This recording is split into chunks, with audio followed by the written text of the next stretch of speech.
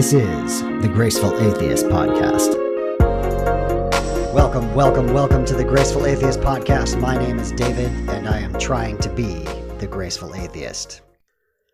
I want to let you know how we can engage with one another online. I follow a handful of hashtags that I'd like to discuss. The first is hashtag Deconversion.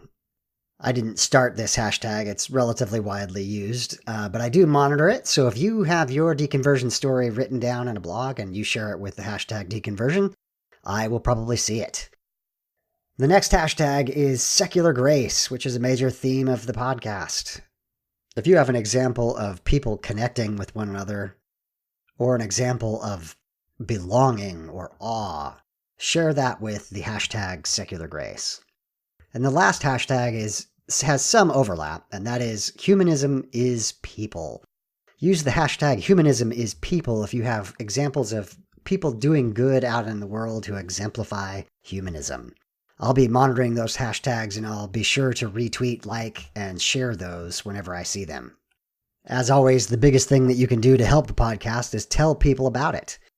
Tell your friends, tell your family, share links to the podcast online. And if you can, please take the time to rate and review the podcast in the Apple Podcast Store. This has a huge impact on the visibility of the podcast. I have had an amazing week of interviews, and I'm excited to share them all. Today's episode is Kimberly Stover. Kimberly describes herself as a happily recovering ex-evangelical seeking to expose toxic theology within religion, specifically Christianity. Kimberly works in the space of losing religion recovery. On her website, kimberlystover.com, she talks about recovery from religious trauma and is currently working on a rehab for religion losers. She describes the phases of what I would call deconstruction or deconversion as self-reflection, recovery, and rising up out of that recovery. In our conversation, we talk about the rage that we felt during the 2016 election and the forming of the Empty the Pews movement and our part in it. Kimberly ultimately talks about loving humans as being the most important thing, which fits nicely into my conception of secular grace. We unfortunately had a bit of lag during our conversation, so I've had to do a number of edits to try to clean up the conversation. There are a couple of awkward edits in there, and I just apologize for those. But the conversation is so amazing, I definitely want to share it with you. And with that, I give you Kimberly Stover.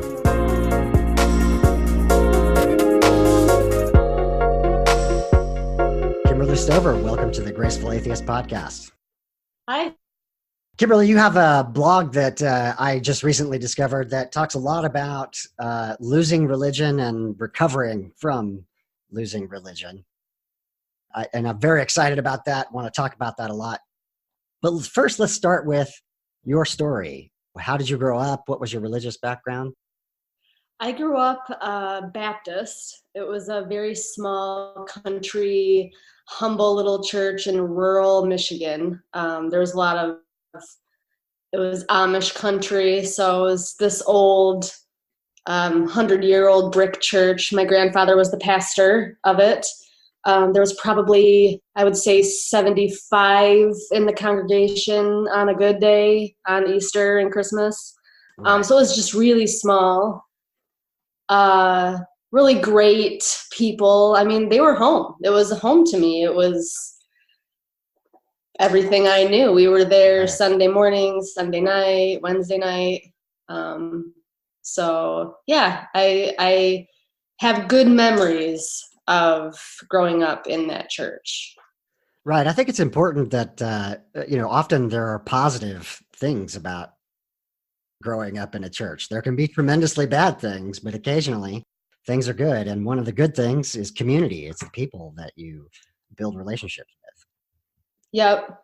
It was, they were great. I didn't have any weird stuff go on that I hear some people go through. It's terrible, but I didn't have any of that. I really had a great experience in that church. I mean, there was the scary teachings about the rapture that really affected me as a child. I remember coming home one time at about 6 years old. Nobody was there. And immediately I thought the rapture had happened. I thought my family was gone. So I start freaking out and panicking and running around the house and running around the yard. And it was really scary. So I had this brilliant idea to get into the bulletin of the church, because, you know, Sunday mornings you get these little pamphlets that talk about the service or whatever. Yeah. And my grandfather's phone number was in there because he was the pastor. So I called them. I said, well, certainly if the rapture came, they aren't going to be home either. Yeah, and they were home, and it was just a huge relief. Yeah. So I know there's a hashtag floating around called rapture anxiety, and it seems like just a lot of people, especially from an evangelical background, it was just terrifying as children. Terrifying. But some people find comfort in that, which I find interesting. I mean, my grandma, my mom, they find comfort in that teaching.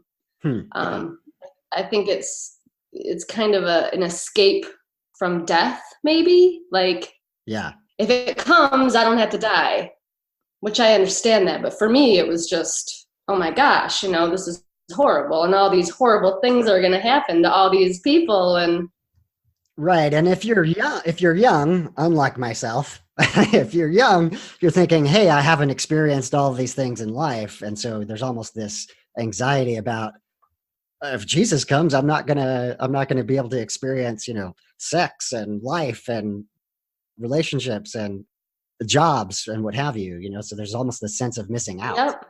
Yeah. Absolutely. I read on your blog that you talked about, you know, you learned to read at a very young age, and you were reading, you got your hands on some Jack Chick tracts, and that sounds terrifying itself. Yes. We were always at the church, like I said, and my parents, you know, would really like to talk to people after church. So it's boring, you know, let's go home. Yes. But they were talking. And so as a kid, you know, you just kind of wander around and find something to do. And those Jack Chick tracts are geared towards kids, which is concerning to me, but they look fun, and they look like comic books, and they're cartoony, and they're very toxic messages about hell and fear and the rapture and all these crazy incorrect science messages. And so they were scary to me, but I read them all. I devoured them because I was interested as a kid about all of the same things that I'm interested in now. So it was convenient to read them, I guess, as a kid. Yeah, and you mentioned, you know, as a child, you're just taking that in as truth. You're not really yet critically thinking, and so that has a huge impact. Oh yeah, absolutely. Yeah, absolutely not. You really think, okay, this is true, and anything that's in the church, any kind of media material, you automatically assume is correct and true and based on biblical truths, because it wouldn't be there if it weren't true, according to your religion. So there's an automatic trust factor that you feel towards people, or, like I said, media, Sunday school lessons. It's like you don't question it because you question, or you believe in your church so much that whatever goes on there is true. Right. Well, obviously we wouldn't be talking if that were the end of the story. So what began your journey from a young evangelical to where you are today? Well, I feel that I was always deconstructing, but I just didn't realize that, because there's 3 stages to me of losing your religion. And the first stage is reflect. So that includes questioning, doubting, and bargaining. This is kind of based off the Kubler-Ross 5 stages of grief method. Right. But so when I was 5 and 6, you know, I'd always ask my mother questions because things didn't make sense to me. Okay, who created God? You know, and she'd give me this answer.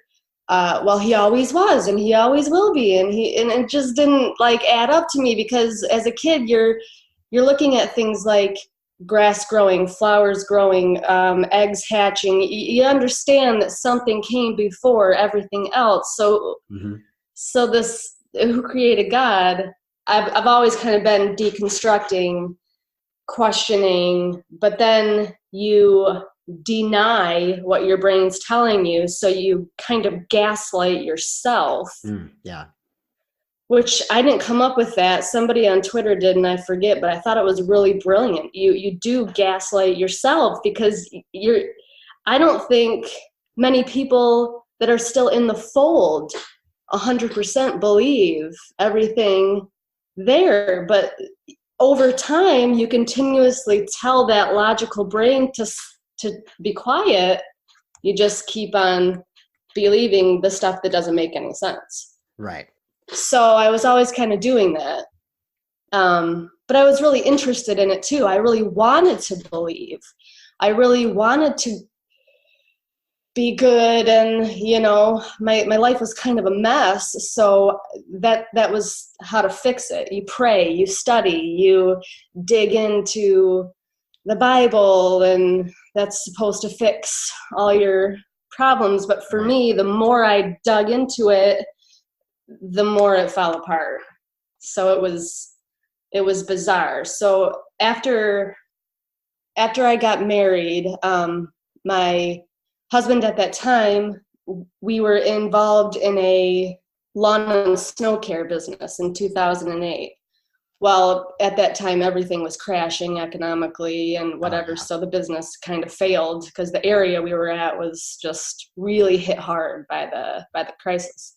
So we started getting involved in the medical marijuana industry. So I had to tell my fundamentalist Christian mother, this is what we're doing. And that was a breaking point for me, because growing up, you kind of develop a duality in your personality.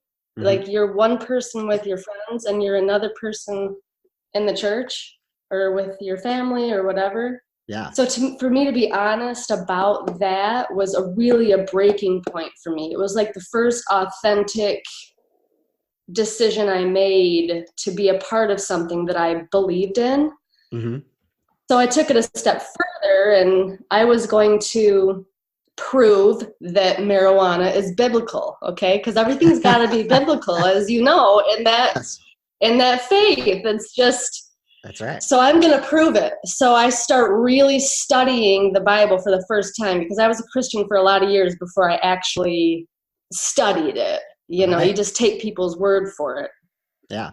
So I started studying, from Genesis, digging through, highlighting on my YouVersion. Remember YouVersion, the app on the iPad that was beautiful?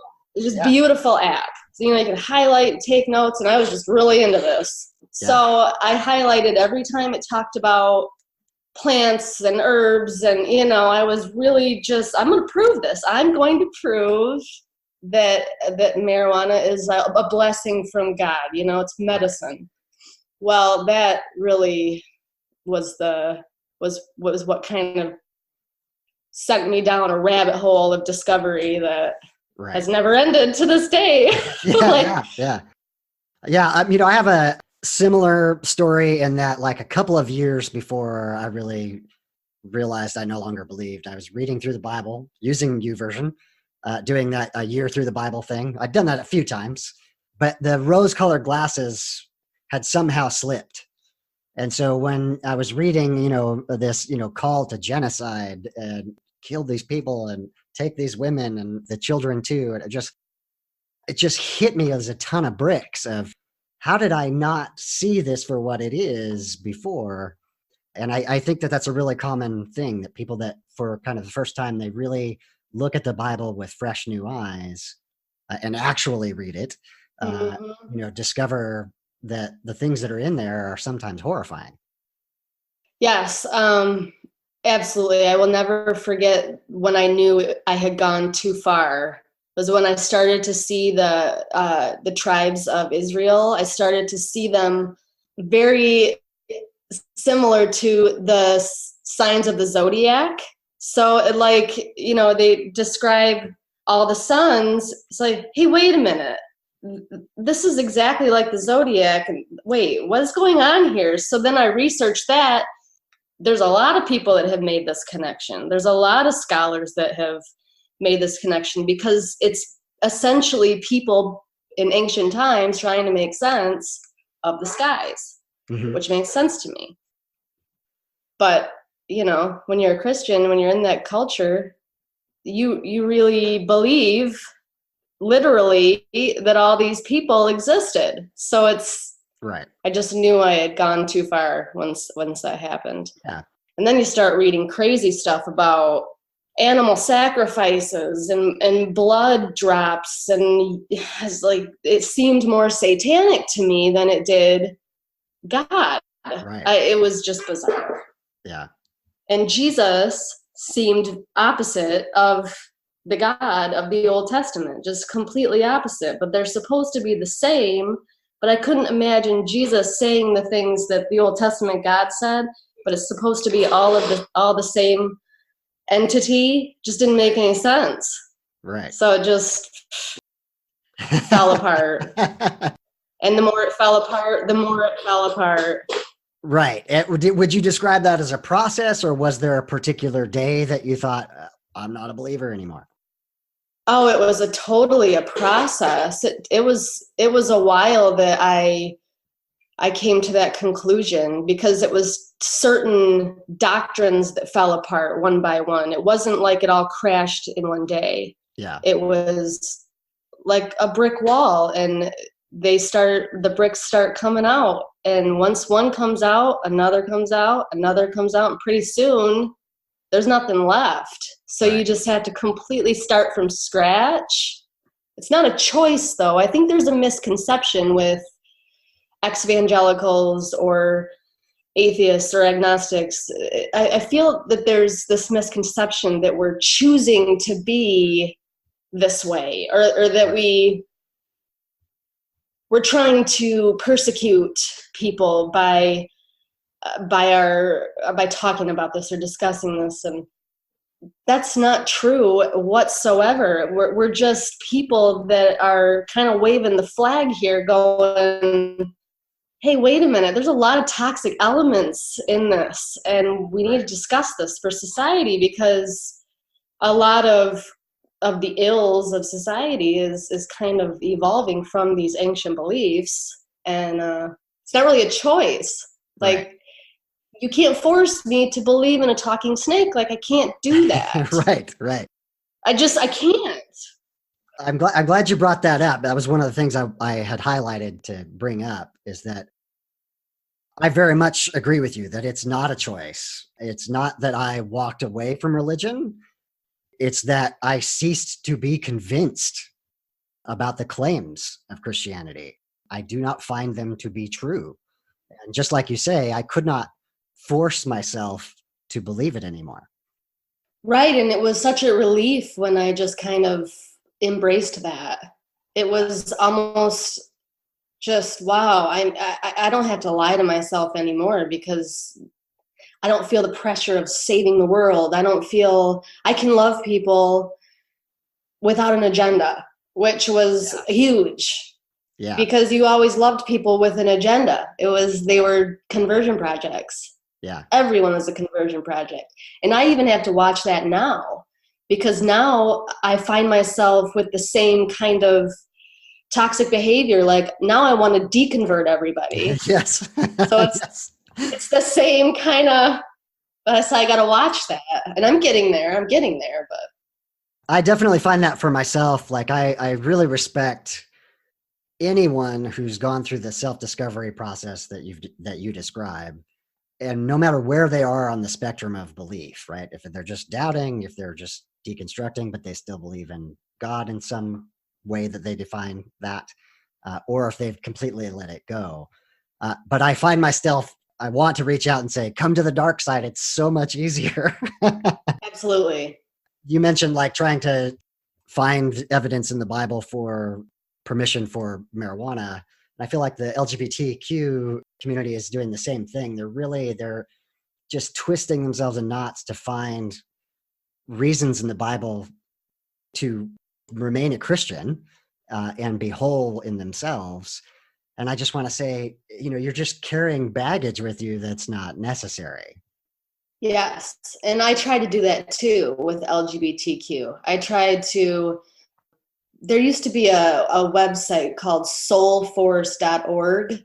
I don't know if they're still around, but they did that. They dissected the Bible and they gave a lot of scriptural inferences where LGBTQ is okay and is whole. And so that did help me kind of dissect that whole dogma. But at the end of the day, it's like, I don't know that I care what this ancient book says anymore, because my love for humanity is kind of evolved into a space greater than that of what the Bible says. I don't know if that makes sense. It makes total sense to me, right? We're not saying that there's no wisdom to be found in the Bible. There is.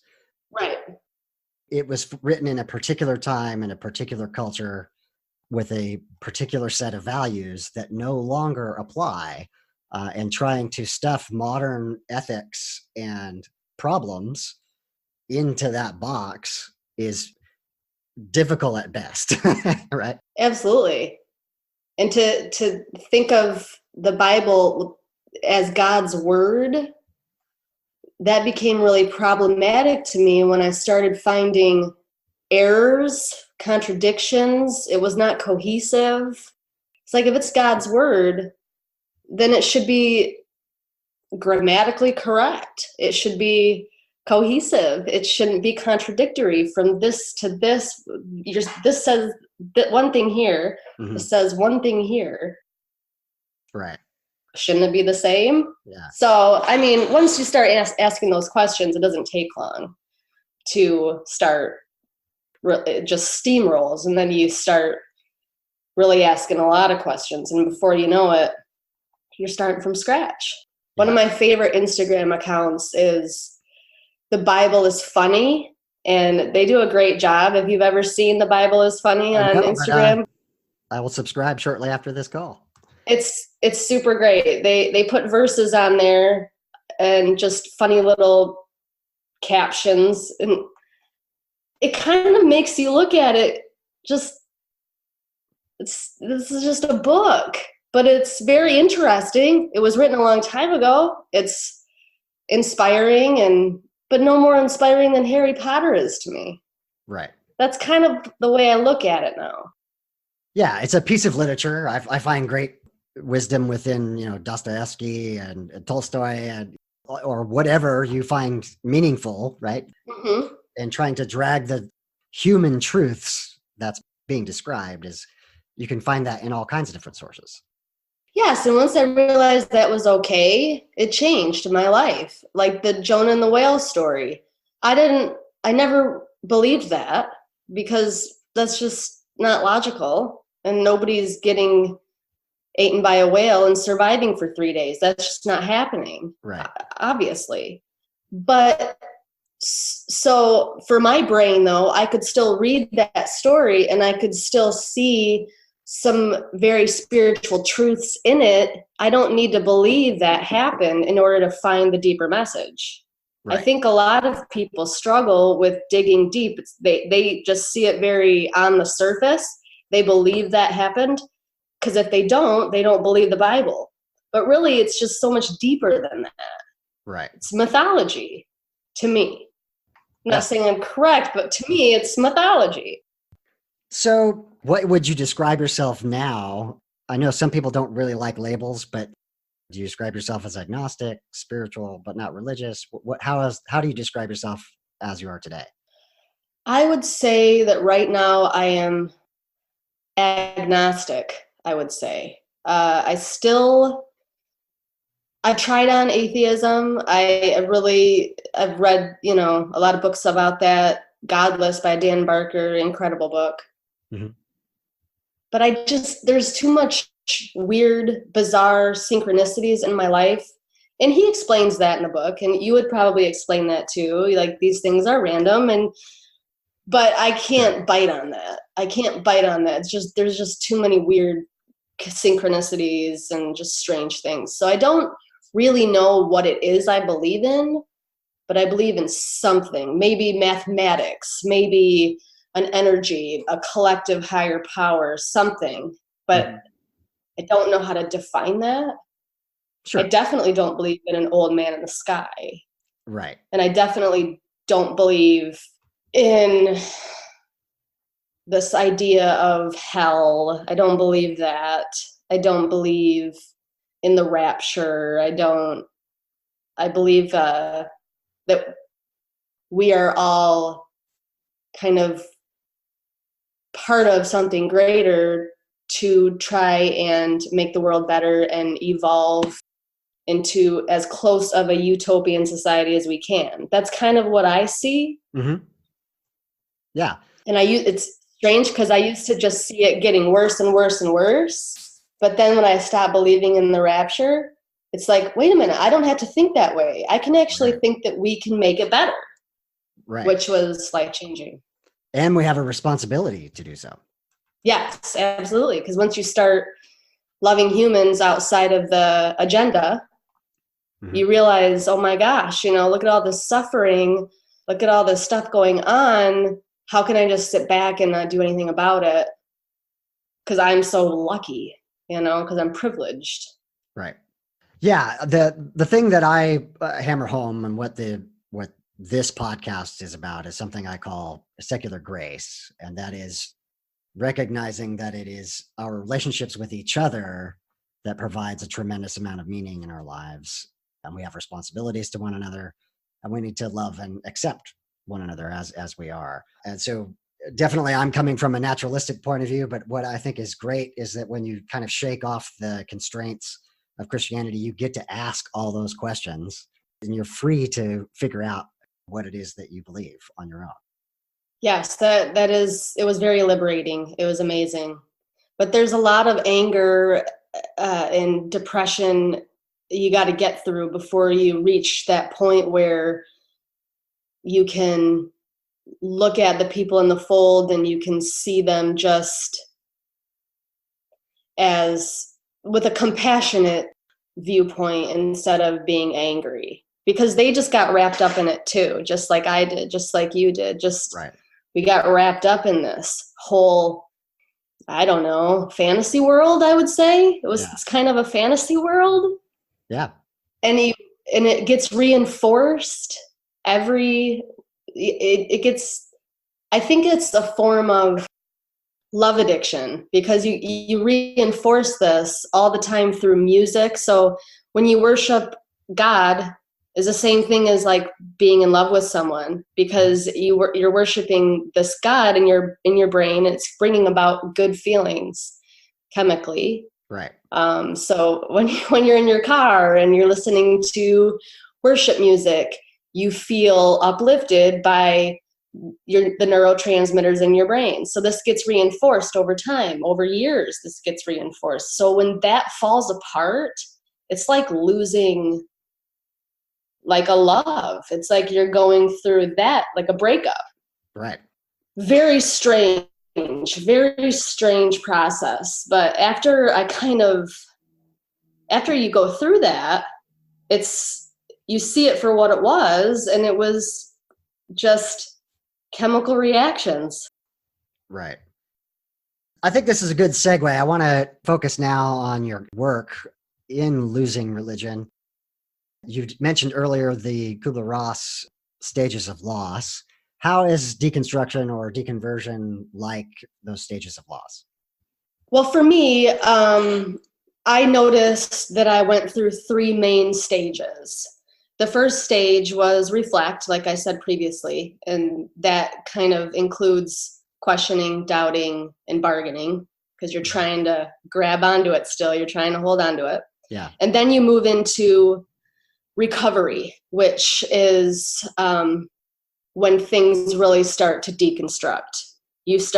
Things start falling apart. You start getting angry. You start getting depressed. You can't help it, but it's just falling away from you. And you have to you have to kind of build yourself back up with your own wreckage, because you completely fall apart and everything in your brain falls apart. So it's a very bizarre experience, which lasted a long time for me.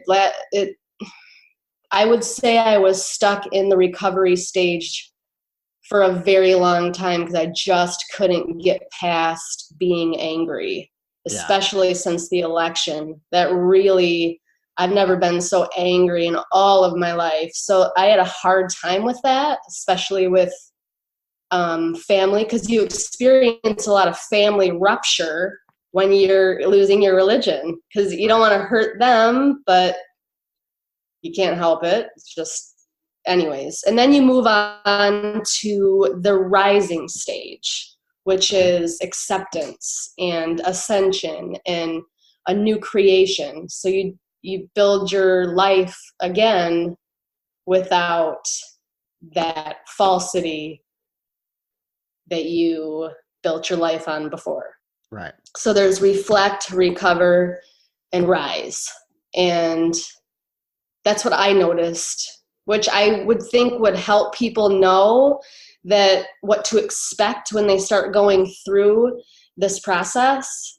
Just, you got to get through it. When you don't feel like getting out of bed, it's okay. You don't have to get out of bed, but just hold on. There is a brighter day. The anger will fall away. You will heal things with your family, hopefully. Some people aren't so lucky. But I've seen more healing in this niche so far than I have not. Right. Which is kind of one good thing about evangelicalism. The people tend to be more graceful than, let's say, Jehovah Witnesses, because I also follow a lot of Jehovah Witnesses, and they get shunned. I mean, they're just straight up shunned from their families, and there's a whole hierarchical structure that kind of makes sure that the families don't have anything to do with the apostates. Right. So we're kind of lucky in evangelicalism, because that really isn't part of the structure. The two things I wanted to highlight about the stages that you describe. One is I see a lot of people, and particularly maybe even people who identify as atheists, who I feel are stuck in that angry phase. And I want to say that I think it's perfectly valid to be angry. There are many things to be angry about. You mentioned the election and what has led to the Empty the Pews movement, the ex-evangelicals. The whole thing is around that. So I'm not saying that there aren't things to be angry about. There absolutely are. But atheists in particular, you might just see, online, where it's just this rage coming out at believers, at theists. And I feel like that's just a stage that people get stuck in.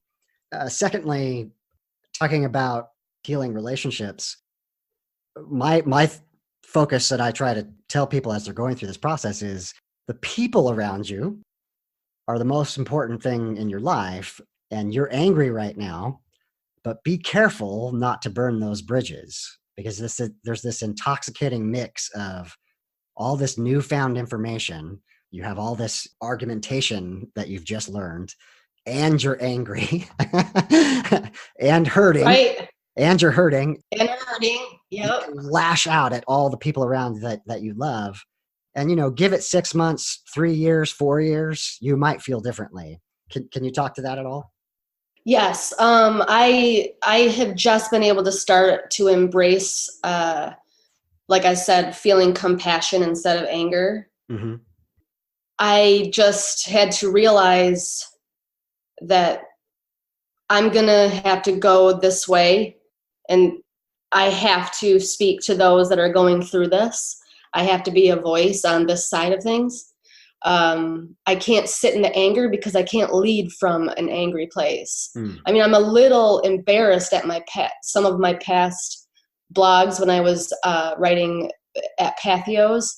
I'm kind of embarrassed by some of it, because I was in that angry stage. So I was just so full of rage that I sometimes wish I could take back. But at that time, people responded to that because they were in that stage too. Right. So if I want to lead, then I have to try to lead people and myself. We got to go move ahead into creating a new space for us to exist. We can't sit here in the anger anymore because we're not going to get any further than we are right now. We've already done it. We've already been enraged. We've already blew it up. We've already set the church on fire. Yeah. We've been doing that now for 2.5, 3 years. We've been like mad people on Twitter, right. hashtag this, hashtag that, just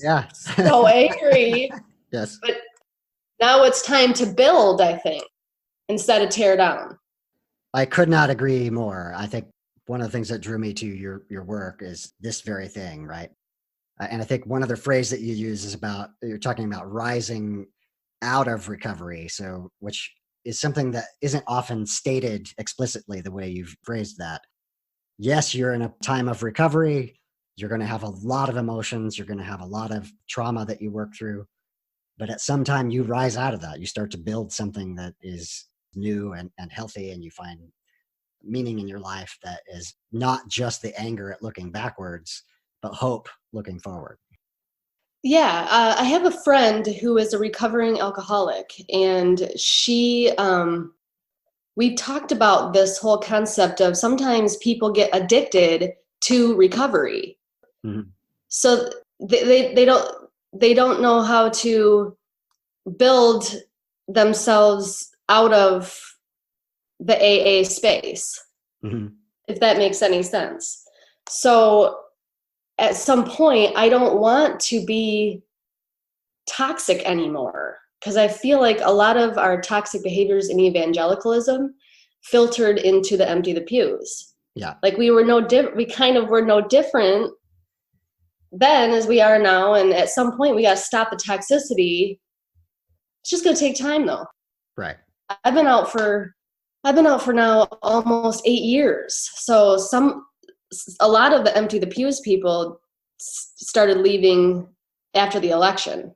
Right. So, I mean, they're still trying to come to terms with all this stuff. Right. I had a lot more years before that.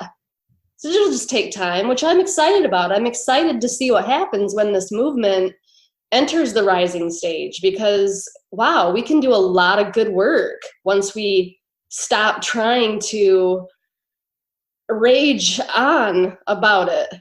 You know, we can build a lot of new communities, I hope. Absolutely. And if it sounds like we're picking on empty the pews, I just want to make it clear. This applies entirely to the new atheisms of the early 2000s as well.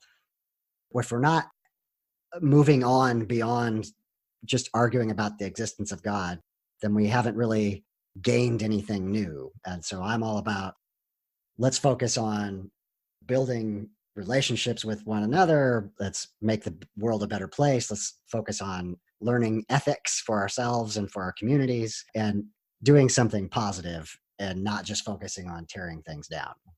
Right, because I just don't think we're going to get anywhere right now with those that are still, they're not ready, which I can see how I wouldn't have been ready until I was ready. True. I'm focusing so much on trying to talk to the wrong people, I think. And that's what I'm kind of starting to come into. I'm getting rid of the anger. I'm getting rid of the depression, because, you know, you just kind of realize I'm not going to waste my time with this anymore. Sure, do I still get mad? Absolutely. Franklin Graham, he triggers me like no one else. Yes. But, you know, my tweets to him are less angry than they used to be. I'm growing in that area. They're more focused and logically driven, I guess, than emotional. So I'm getting there. Yeah, I hear you. It's all a process for all of us, for sure. one of the things I noticed very early on, so after I deconverted, and I think we all go online and we start looking for community and we start connecting with people that are of like mind. What I noticed immediately was a snarky, pithy, angry tweet or Instagram post or what have you just gets all kinds of love, right? It gets retweets and likes, and that's super addictive in itself. But if you are saying, hey, we ought to be kind to one another and love each other, it just, it's crickets chirping. Nobody cares. And so there's there's an element of a negative feedback loop online. And again, one of the reasons I was drawn to your work is I feel like you are focusing in the right direction, and I want to amplify those voices as much as possible. Yeah, I appreciate that. It is frustrating sometimes because the more controversial stuff gets a lot of attention, and then you do write those softer articles and they don't resonate. But that might be because we're just not ready yet, Right. But once we get there, then I think we can do some really great stuff, hopefully. Absolutely. You mentioned one of your blog posts, if the church had shifted its focus from proving that God exists to proving that love exists. I really liked that. What did that mean to you exactly? Because there seems to be a huge fight my whole life against people that didn't believe, non-believers. We gotta prove that God exists, and that's so important for congregations, and that's so important for pastors to affirm for their congregations. God exists, here's why.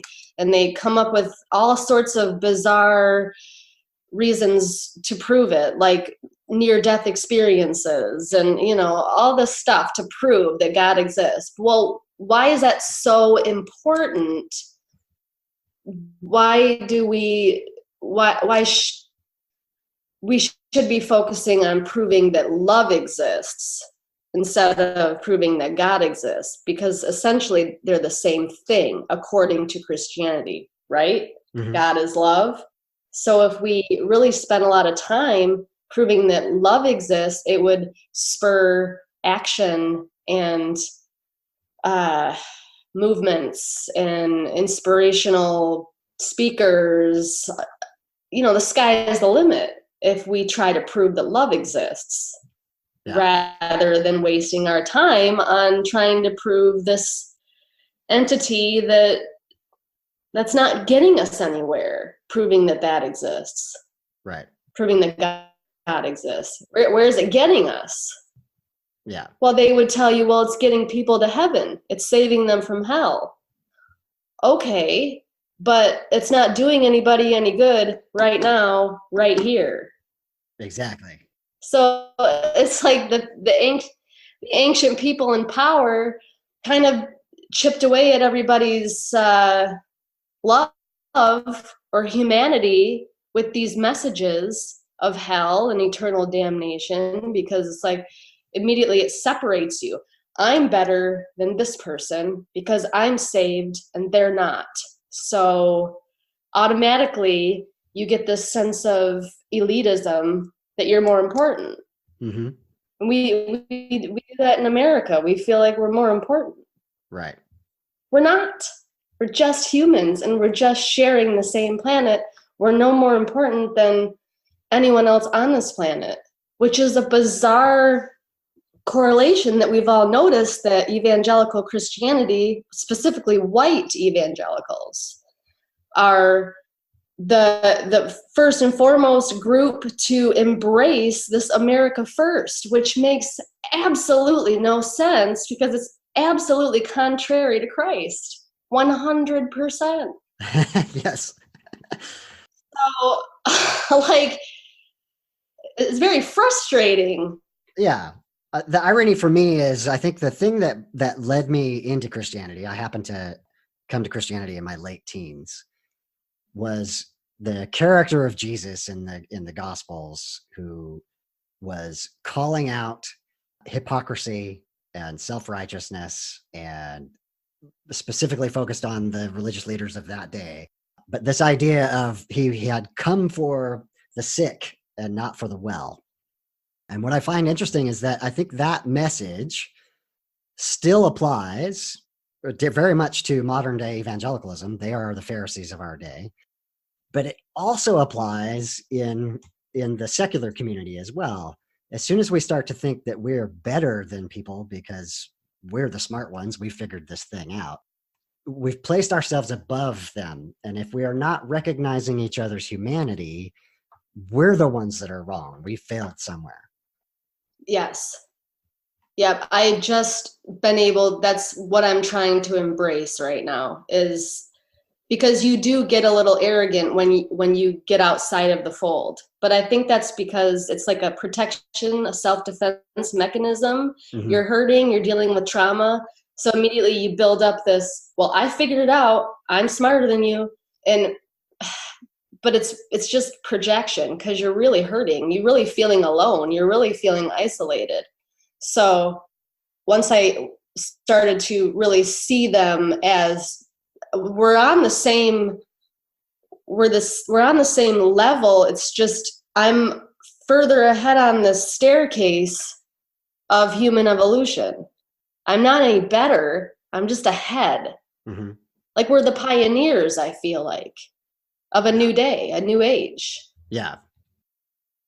Because in 100 years, it's gonna transform so much. Right now, it's huge blasts in every movement. Everything's coming to a head. So in the next 100 years, I wish I could be here to see how it turns out, because I think it's going to change massively for the better.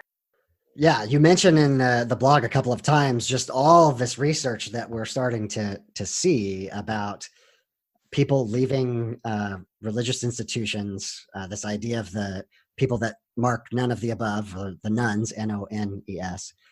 Part of why I started the podcast is I have the sense of this just huge upwelling of a group of people who are, for lack of a better term, spiritually homeless, right? Like there's no place for them yet. And it feels like, just because we've left religion, we've rejected mythology, as you said, doesn't mean that we don't need people. We need connectivity. We need community, those kinds of things. It feels like, just like you say, this thing is accelerating. And 100 years from now, the culture is going to look dramatically different. Yeah, I think it's awesome. I think Jesus is still relevant. I think his words and teachings are very relevant right now, because really his words and how much the modern day evangelicals are contradicting their own religion is really still saving the day, because we can kind of like say, hey, you're completely opposite of the gospel. So to say it's irrelevant, I think it's not a weapon, but it's a hedge of protection, maybe. Like the gospels are kind of protecting us from this dystopian theocracy that's trying to rise up, because it's not consistent. So if there's enough outrage by the Christian left and progressive Christians, and if there's enough outrage at how inconsistent this new Christianity that's coming is, well, maybe we have a shot here to save us from turning into Gilead. I don't know if you watch Handmaid's Tale, if you've ever seen that, but that was I watched that in 2016, and that was just a terrifying thing to watch. Isn't it terrifying? It's just unbelievable how many parallel points there were. Absolutely, but that really could happen if we don't keep on doing this work, and we keep on doing the hashtags, doing the movements. They could really start the Gilead existence. Right. I don't know why. I don't know why anybody would want that kind of a life, but I guess the rich and powerful, maybe. I don't know. guess it's a way to control people or something. Yeah, I often say that the past 3 or 4 years of politics has really shown me my own naivete.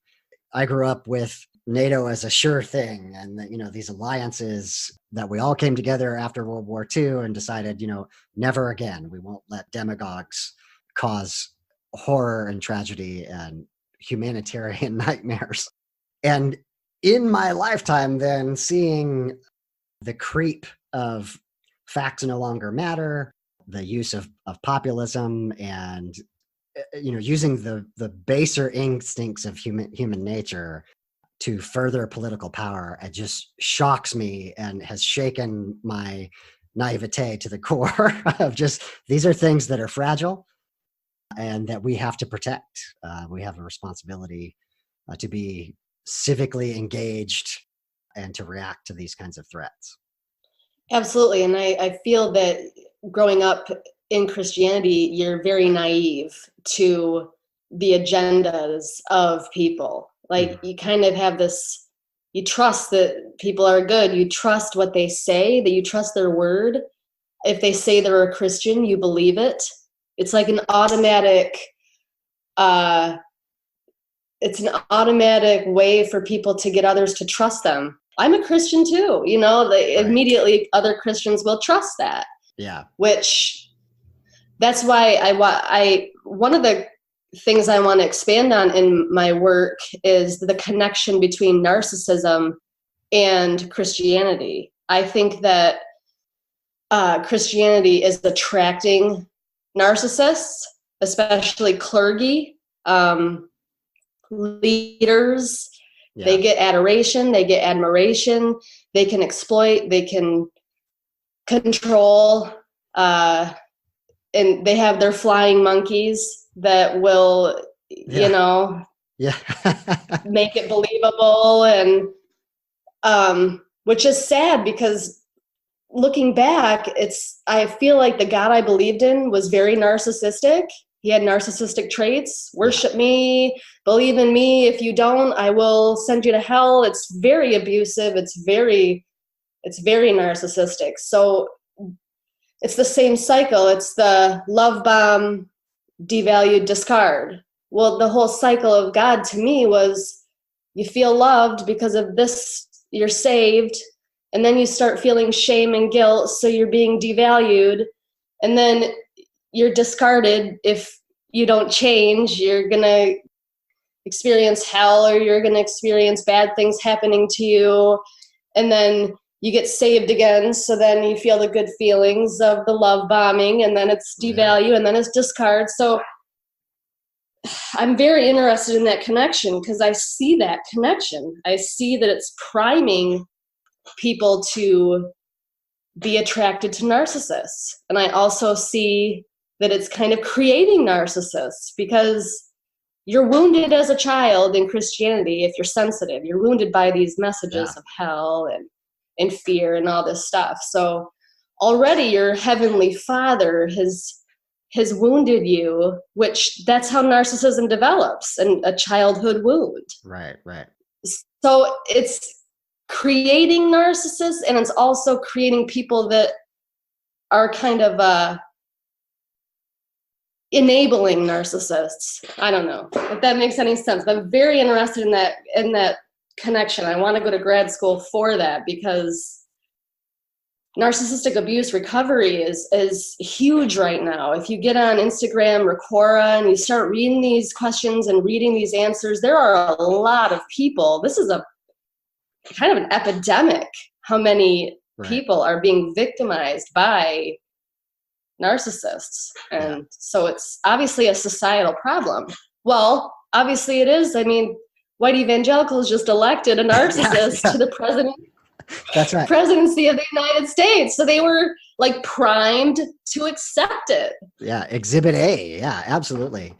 No, I would love to read that work if whenever you produce that. So yeah, I think there's a very interesting correlation that's happening there that you've got your finger on. Are there other recommendations that you have? So somebody's they're doubting right now. They're kind of in the process of deconstructing. What advice do you have for them? My advice would just be that it is going to be okay, and it can seem like it's not, and it can be very scary, and it can be very upsetting to have those very difficult family conversations. And in my case, I felt like I was slapping my grandfather in the face because he was the pastor and he was the most important person to me as far as a role model.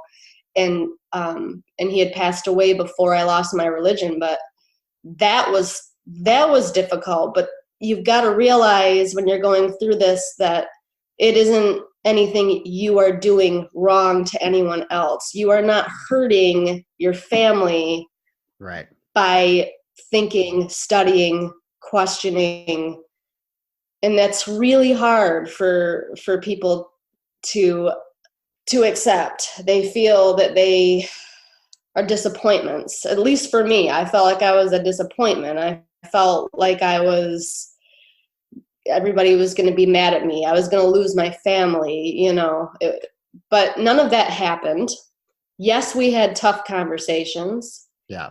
Yes, we had fights. I mean, especially this election. After that, we had a lot of fights. Right. But essentially, I was set free in this process, and anyone going through it will be set free as well, because the opposite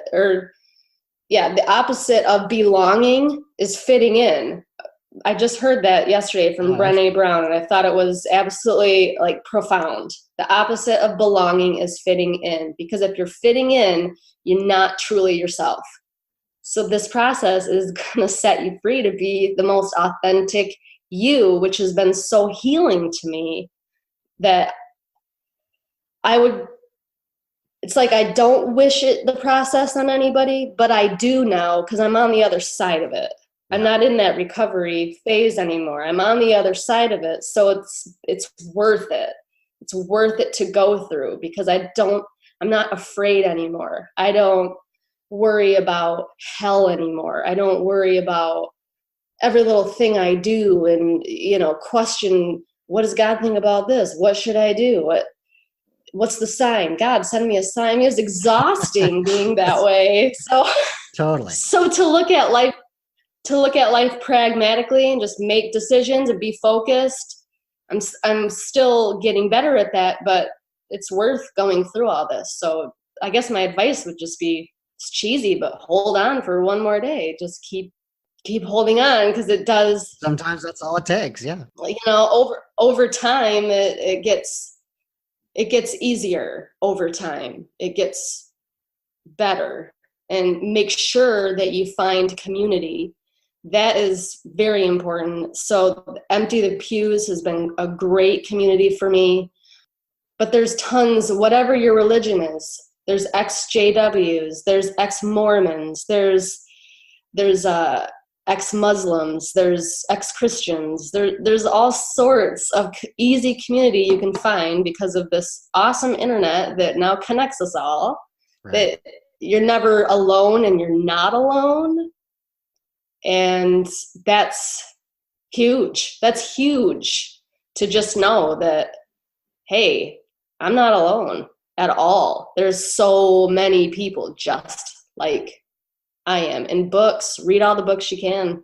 It was very helpful for me to read as many books as I could about losing my religion, or reading memoirs of people that have gone through it. That's a book that I'm working on. I'm working on writing a memoir about losing my religion, because I wish I would have had that book when I was going through it. Exactly. And I didn't. Yeah. So I think Hannah Posh, she's the Millenniagram. Yes. She said something that I really liked. She said that I'm going to write the book I wish I would have had, or something like that.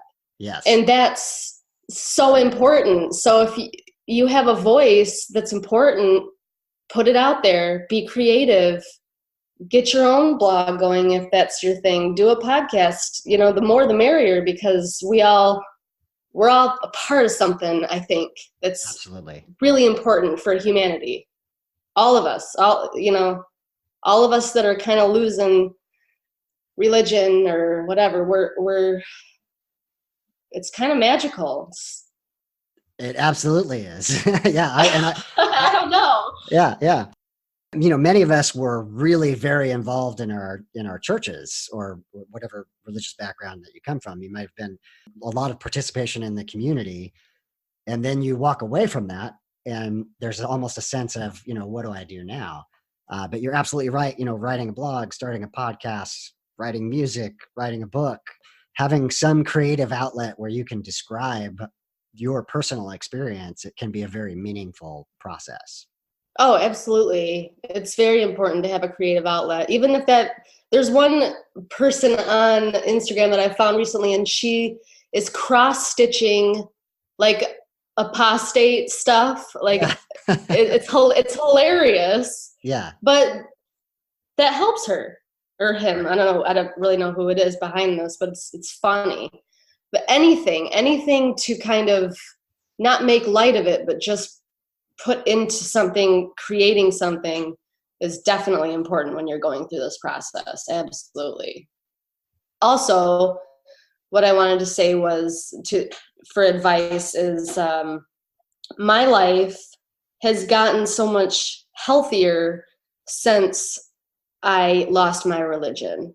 Like the way I eat, it's almost like I was just really self-destructive when I was juggling all this and trying to figure it out and digging deep, and because I wasn't healed yet. So the more you move into a whole perspective of yourself, the more healthier you're going to get, which is the opposite of what they tell you. They Right. tell you if you lose religion, then you're gonna get on heroin and you're gonna, be homeless, and the worst things are gonna happen to you. But the opposite happened to me. I got better. I got more healthy. I cared about exercising and really being whole, because I feel that Christianity disconnected me from my own body. Right. And the more that I lost it, the more connected I was to my own body and my own intuition and all those important aspects of life. You start just little things. If you're craving an orange, well, you're craving an orange because your body needs an orange, because you're low in vitamin C, whatever. But I don't feel like I ever had those experiences back then. I wasn't connected Right. to what my body needed. And that's purity culture. That's a whole other subject for a different day. I'm glad you brought this up. I meant to bring this up earlier. You talked about kind of going through a self-medicating phase, and you've hinted at our connection to a God is kind of this self-medicating, this addiction to love process. And what you're describing are healthy self-medicating, right? Exercise is good for you. It's good for your brain. It's good for your body. It's good for everything. So yes. So maybe describe how you learned that lesson. I guess self-love. You start loving yourself, and you start caring about not hurting yourself anymore. I feel that I didn't love myself in Christianity. I felt like, because you get these toxic messages about, you feel shame, or you feel like you're being judged, or you just can't be you. You're not being authentic. You're trying to be somebody you're not. You're trying to get approval from people over here, and you just can't measure up to all of these Christian standards. But once that falls away and you just love yourself for who you really are, aside or beneath all of the Christian facade and the mask, because a lot of people are wearing these Christian masks, as they just presenting themselves as something that they're not. Well, once you really start becoming you and you really love who you are, you just start gradually mothering yourself, I guess, is the better way to describe it. It's like your higher self takes over more. That makes any sense? Yeah, and just self-care. Self-care, which is something that I don't feel that we were ever taught in evangelical Christianity, because any time spent on yourself kind of gave the message of selfishness or ego, having an ego, or you're always afraid to really spend money on yourself. Or one of the things that I noticed that I did going through this process is getting my nails done. And it sounds so silly, but back in evangelical Christianity, I would have felt guilty about that. I would have been like, that's a waste of money to do that. That is like, that money could be given to this for this or whatever. Right. And I would have felt guilt for getting my nails done. But when, like, why? Who ever put that message in me? Because the person that does my nails, well, they need the money. The business needs my money. It's the economy. It's, if nobody got their nails done, then nail technicians wouldn't have a living. So just messages like that started to fall away. And you just start to see how hard you are, or how hard you were on yourself back then. And I feel like a lot of us in Empty the Pews, we talk about this. We're still so hard on ourselves for everything. And you got to get rid of that, because all that is just, it's defeating. It'll destroy your life if you're always hard on yourself. Well, why are we so hard on ourselves? Well, because we received messages that kind of made us feel like we weren't enough, or that. Yeah, no, if you're constantly told that you're broken, you start to believe. Absolutely. And we're not broken. Exactly. That was life-changing for me too. Hey, I'm not broken. I never was broken. This is such a toxic message for humanity. And I really just want, I guess, part of my anger has really been frustration that we can't reach them yet. It's just like, come on, guys. Like, if you saw this toxicity and you saw that we need to clean it up, so many people's lives could be led to wholeness, which is so important. But there's just a brick wall, and we cannot get through it right now. And it's frustrating. So being angry isn't working, however. Yes. I want to give you a little bit of space to talk about your work in your own words. You have the KimberlyStover.com site. I see that you've got things like workbook and things. So tell the people how they can connect with your work and what you have to offer. At KimberlyStover.com, there is my blog where I write articles. I haven't really been engaged in that a whole lot lately, just because I'm trying to get into that space of building instead of being angry, like we talked about. So I'm kind of transitioning into a different voice. So right now it's kind of been neglected, but there's a blog, there's a resource page that includes websites that are helpful. It includes books. It includes a workbook that is free to download by Dr. Marlene Winell. And she wrote Leaving the Fold, which is an incredible book that I completely 100% recommend for anyone going through losing their religion. That book is really helpful. It discusses religious trauma syndrome. It will help you put the pieces together and really realize what you're feeling and what you're experiencing. But there's a workbook that's available that you can download for free that's a companion to that book. There's various support group links and hashtags that you should follow.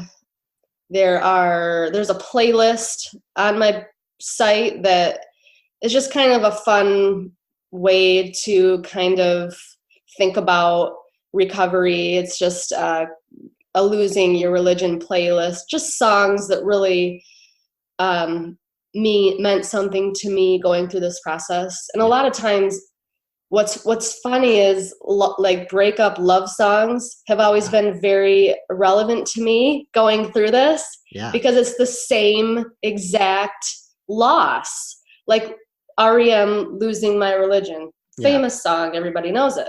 Yeah. Well, that's about a relationship, but it's completely relevant to losing your religion, because it's same process, same brain function. So that's kind of fun. We'll put links in the show notes of all of those things. Well, Kimberly, I'm really glad that I've had you on the show. I really appreciate the work that you're doing, and I think you are an important voice in this community that isn't always focused on. So I really hope that people check out your work. Check out KimberlyStover.com. We'll have links in the show notes for your Twitter or Instagram and your blog. And I really encourage people to reach out and engage with your work. Thank you very much. Thank you so much for being on the podcast. Thanks for having me.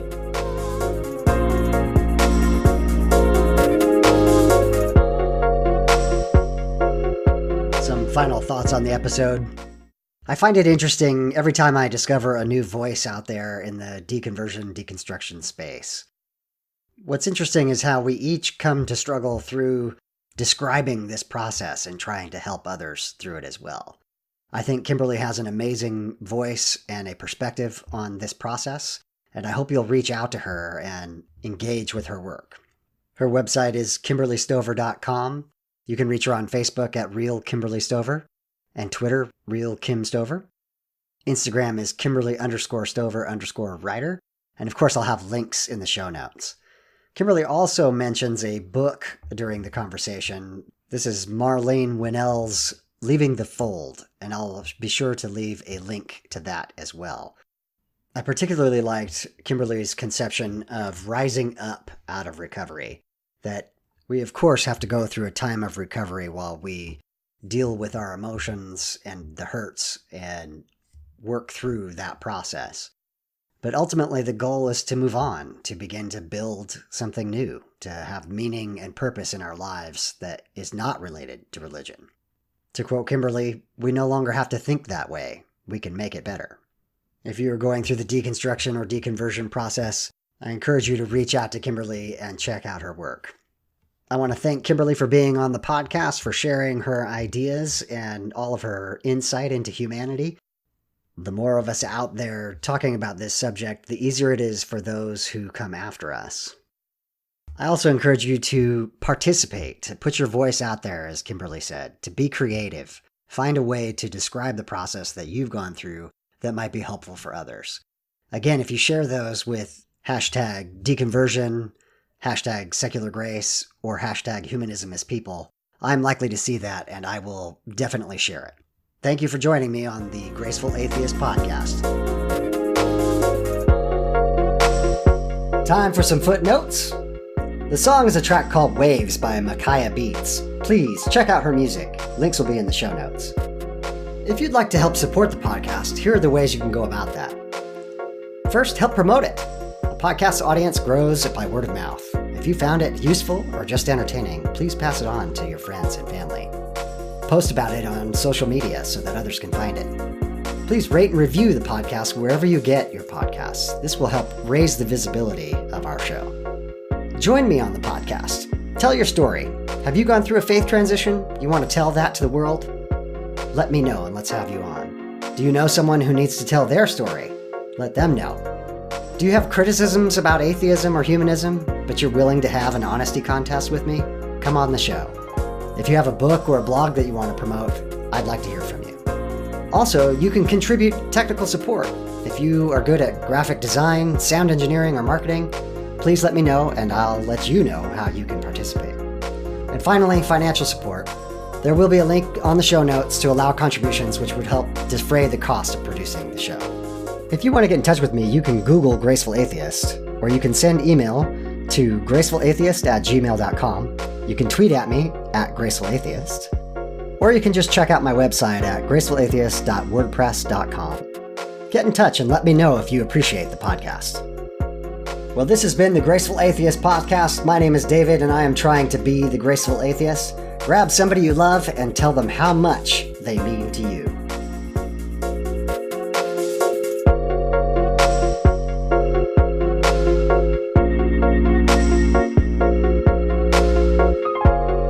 This has been the Graceful Atheist Podcast.